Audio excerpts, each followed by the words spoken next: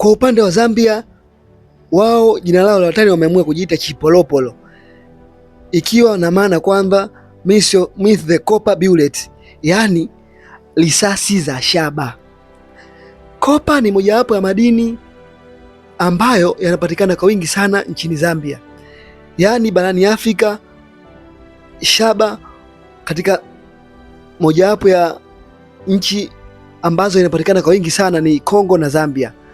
Sasa kutokana na wingi wa madini hayo, na hasa inakuja pale katika matumizi yake, uzito wake, na mojawapo yanatumika kutengeneza risasi, na risasi ya shaba ni risasi ambayo ukiituma sehemu, risasi ambayo haiwezi kuumbishwa na upepo au direction yoyote, haiwezi kubadili direction kutokana na uzito wake na uimara wake.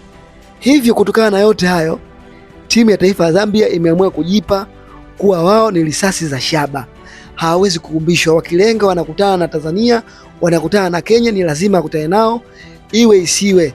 Yani wao ni risasi isiyokuwa na isiyoweza kuumbishwa kwa namna yoyote ile, na huaga wanajiamini wanapofyatuliwa katika bunduki, wanajiamini kuwa wataenda kumfunga mtu, na kama ikiwa kufungwa basi hiyo kwa bahati mbaya, lakini huwa wao wanapambana katika maisha yao yote, na wameshawahi kuchukua African.